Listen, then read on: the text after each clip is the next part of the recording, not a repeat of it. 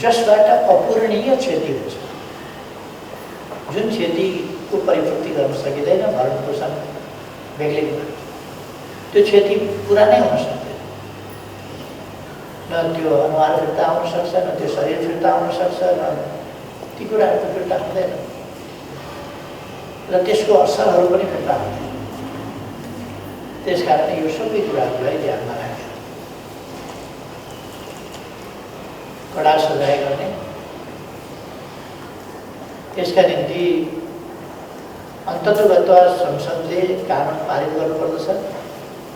तर हामी अहिले संसद नबसिरहेको र तुरुन्तै संसद बोलाउन कोभिड-19 को कारणले असम्भव भएको हुनाले सम्भवतः अध्यादेशको बाटोबाट जानुपर्छ होला, राष्ट्रपतिज्यूको बाटोबाट। र त्यसका निम्ति तुरुन्तै कानुन निर्माण गर्नका निम्ति 15 दिनभित्र मस्यौदा तयार गर्ने भनेर हामीले 15 दिनभित्र त्यसको मस्यौदा तयार गर्ने भनेर भनेका छौँ। त्यस मस्यौदामाथि छलफल गरेर त्यसलाई कानुनको रूपमा अध्यादेश मार्फत जारी गर्न सकिन्छ र त्यसको तयारीमा सरकार लागिसकेको छ। यसको उत्पादन वा आयातदेखि लिएर यसको सही ठाउँमा मात्रै प्रयोग हुन सक्ने, गलत ठाउँमा बिल्कुलै प्रयोग हुन नसक्ने गरी एसिड नियन्त्रण पहिलो कुरा एसिड अपराधीका हातमा एसिड पर्नै पाएन भने उसले प्रयोग गर्न सक्छ। त्यसकारण एसिड नियन्त्रण, अपराधीका हातमा एसिड नपुगोस् भन्ने कुरा चाहिँ पहिलो महत्त्व। एउटा त क्षतिपूर्ति भनेको वास्तवमा क्षतिपूर्ति हुनै सक्दैन, मन बुझाउने कुरा मात्रै हो। साँच्चैको क्षतिपूर्ति भनेको हुनै सक्दैन। जसको अनुहार बिग्रेको छ, शरीर बिग्रेको छ, जिन्दगीमा धेरै प्रकारका नकारात्मक असरहरू परेका छन्, त्यो कुराको क्षतिपूर्ति कसरी हुन्छ?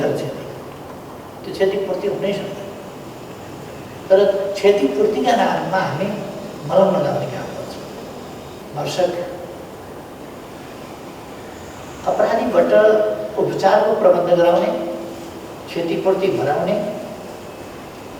औषधि उपचार लामो समयसम्म भराउने, त्यसका निम्ति अपराध गर्ने बित्तिकै कानुनी प्रबन्धमा एउटा के पनि हुनु पर्यो भने उसको सम्पत्ति तत्काल रोक्का गरी, नत्र भने फेरि सम्पत्तिको यताउता मिलाउने भन्ने अनेक कुरा हुन सक्छन् हाम्रो समाजमा। त्यसकारण सम्पत्ति तत्काल रोक्का गरी त्यो सम्पत्ति जफ्त समेत गरेर, यदि सजाय गर्दाखेरि, जरिमाना गर्दाखेरि या उपचारको खर्च बिहोर्न लगाउँदाखेरि अथवा जरिमानाको रकम तिर्न लगाउँदाखेरि पुगेर उब्रियो भने बेग्लै कुरा होला। तर पुगेर उब्रिन पनि दिनुपर्ने आवश्यकता छैन। त्यसो त तत्कालबाट सम्पत्तिमा रोक लगाउने र उपचार खर्च र क्षतिपूर्ति बढाउने अनि त्यसमा दण्ड भोगाउने, दण्डका निम्ति जरिमाना भोगाउने। यसका निम्ति हामीले उसको सम्पत्ति सिज गर्नका लागि तत्काल रोक्ने जस्ता कामहरू गर्नुपर्छ। एसिड आक्रमणमा परेका कोही पनि व्यक्तिलाई सकेसम्म छिटो जोसुकैले पनि जानकारी पाउन साथ हस्पिटल पुर्याउनका लागि, सकेसम्म छिटो हस्पिटल पुर्याउनका लागि मद्दत गर्ने। के बाट हुन सक्छ? एसिड आक्रमणमा जो पऱ्यो उसँग गाडी नहुन सक्छ। छिमेकमा गाडी छ तर उसले दिएन भने त्यो पनि सजाय पायो। त्यो गाडी दिनै पर्छ, अस्पताल पुर्याउनका लागि सहयोग गर्नै पर्छ। यस्ता कुराहरूलाई पनि अनिवार्य गर्नुपर्छ र कानुनमा हुँदै पर्छ। उपचारको प्रबन्ध अब उपरान्त तपाईँहरू ढुक्क भएको छ। तपाईँहरूको उपचारको अब आगामी दिनमा पनि सरकारले फ्रम द भेरी बिगिनिङ घटना घट्ने बित्तिकैदेखि जहाँ नजिकको हस्पिटलमा पुर्याइन्छ त्यहाँको खर्च होस् अथवा त्यसलाई डेडिकेटेड हस्पिटलमा सिफ्ट गरेर त्यहाँ उपचार गर्दाको खर्च होस्, त्यो सबै सरकारले बेहोर्छ। अब तपाईँहरूले क्रिम कसरी किन्ने भन्ने कुरा अथवा हस्पिटलको चार्ज कसरी किन्ने भन्ने कुरा अथवा औषधिहरू कसरी किन्ने भन्ने कुरा त्यो अप्ठ्यारो मान्नु पर्दैन। तपाईँहरूले औषधि किन्ने बिल बुझाइदिने अथवा तपाईँहरूले आइडी कार्ड बनाउने, आइडी कार्ड देखाएर औषधि दिने, त्यो आइडी कार्डबाट जुन औषधि लिनुभएको छ त्यो औषधिको बिल चाहिँ सम्बन्धित ठाउँमा औषधि विक्रेताले पठाउँछ, आफ्नो भुक्तानी लिन्छ।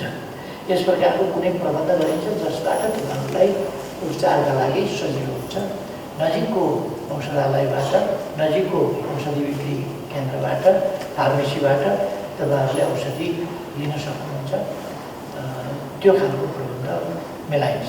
अर्को कुरा, पढ्ने उमेरका या अरू उमेरका पनि पढ्न इच्छा गर्ने, किनभने डाक्टर स्वामी प्रपन्नाचार्यले पिएचडी गर्नुभएको थियो, त्यस कारण उहाँलाई डाक्टर भन्छौँ हामी, डाक्टर स्वामी प्रपन्नाचार्य। उहाँले 36 वर्षको उमेरमा अक्षर चिन्नुभएको अथवा क ख पढ्न थाल्नुभएको, 36 वर्षको उमेर। र उहाँ पिएचडी गर्नुभएपछि र डाक्टर स्वामी प्रपन्नाचार्य हुनुभयो र नेपालका ठुला विद्वानहरूमध्ये उहाँ एकजना ठुलो विद्वान हुनुहुन्थ्यो। अरू उमेरकाले पनि पढ्न सकिन्छ, प्रगति गर्न सकिन्छ र जुनसुकै उमेरकाले पनि पढ्न सकिन्छ। म अलिकति उमेर गएकाले, अलिकति बिचा पढाइ छोडेकाले पनि फेरि पढाइ चालु गर्दाखेरि हुन्छ। त्यस कारण त्यो कुरा र विद्यार्थीहरू जो छन्, अर्को के अरे के हो सुस्मिता दास, अच्छा सुस्मिता दास, मुस्कान खातुन, अर्को छ पढ्ने पवित्र कार्य पनि, अर्को सानो विद्यार्थी पढिरहेको। अच्छा, यो पढाइका लागि चिन्ता गर्नु पर्दैन। जहाँ जति जुन विषयमा पढ्न चाहने हो, अब आफूले राम्रो पढ्नुपर्छ र जुन विषय पढ्न चाहेको त्यस विषयमा पढ्न योग्यता त आफूले हासिल गर्नु पर्यो। मेडिसिन पढ्न पनि पाइन्छ, नर्सिङ पढ्न पनि पाइन्छ, इन्जिनियरिङ पढ्न पनि पाइन्छ, म्यानेजमेन्ट पढ्न पनि पाइन्छ, अरू विषय पनि पढ्न पाइन्छ। तर त्यो पढ्ने चाहिँ अब कुनै नम्बर प्राप्त गर्ने कुरामा चाहिँ विद्यालयले सहुलियत दिँदैन। त्यस कारण त्यो चाहिँ आफूले प्राप्त गर्नुपर्छ, त्यसमा आफूले मेहनत गर्नुपर्छ। मेहनत गर्नका लागि जोड बल मद्दत साथ सहयोग सरकारले दिन्छ। र त्यो अब कसरी पढ्नुला भन्ने आजका मितिदेखि मनमा कतै चिन्ता छ भने त्यो चिन्ता हटाइदिने, त्यो पढ्ने प्रबन्ध सरकारले गर्छ। एकदम छानेकै विद्यालय पाइन्छ भन्न सकिँदैन। छानेको विद्यालय नभएर अर्को विद्यालय पनि हुनसक्छ, तर राम्रो विद्यालयमा पढाइन्छ। त्यस कारण त्यो विकल्प अध्ययनलाई अगाडि बढाउने र प्रगति गर्ने। जसको पढ्ने उमेर छैन, पढ्ने स्थिति छैन, या अगाडि पढाइ बढाउने मन छैन, अब त्यस्तो छ भनेदेखि व्यवसायको प्रबन्ध, उनीहरूलाई कुन व्यवसाय दिन सकिन्छ, जीविकाका लागि कस्तो व्यवसाय, कस्तो रोजगारी दिन सकिन्छ, त्यसको संयोजन चाहिँ उद्योग मन्त्रालयले गर्दा उपयुक्त हुन्छ। उद्योग मन्त्रालयले त्यसलाई हेर्छ। त्यसरी जब दिँदाखेरि दक्षता नहुन सक्छ, व्यावसायिक दक्षता नहुन सक्छ। त्यो तालिम दिएर हामी दक्ष बनाउन सक्छौँ, स्किल डेभलप गर्न सक्छौँ, व्यावसायिक तालिम दिन सक्छौँ। त्यसका निम्ति सिटिबिटी जस्ता संस्थाहरूका पढाइहरूमा व्यावसायिक पढाइमा लान सक्छौँ, प्राविधिक पढाइमा लान सक्छौँ, अथवा आवधिक तालिम, छोटा तालिमहरू दिएर पनि जीविका चलाउनका लागि सजिलो पार्ने ती कामहरू गर्न सक्छौँ। केही तालिम लिएर केही गरेर अरू व्यवसायहरू पनि सञ्चालन गर्न सकिन्छ। व्यावसायिक तालिम, व्यावसायिक ऋण सरकारले ऋण दिन्छ र यस्तो केसकोहरूलाई ऋण दिँदाखेरि एउटा क्राइटेरिया बनाएर यस्तो केसको सम्बन्धमा अलिकति अझ बढी सहुलियत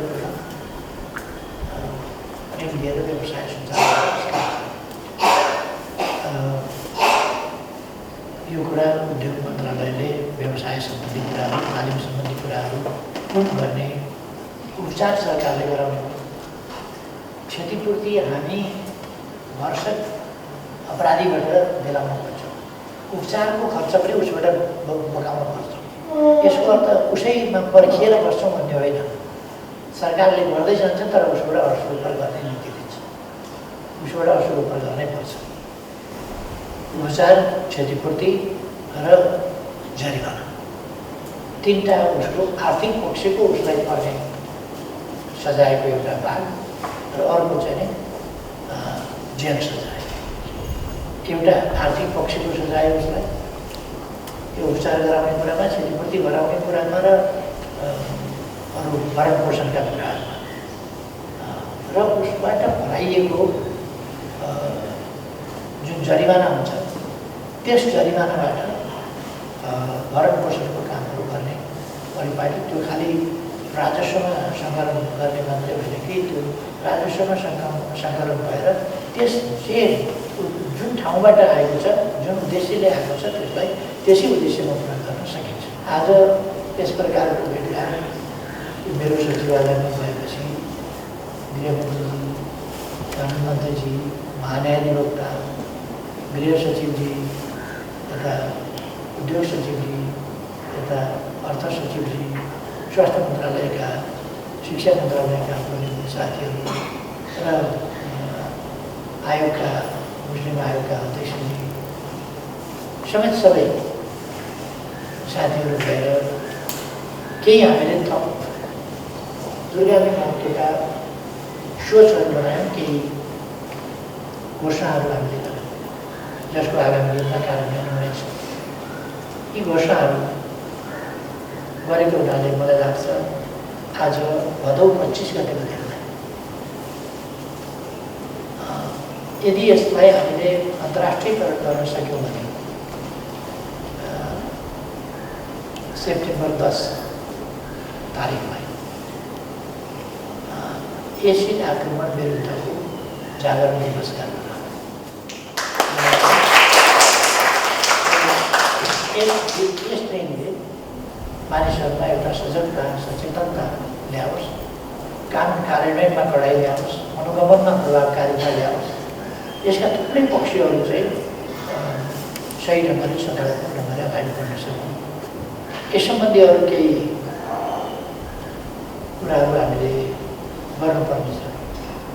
त्यो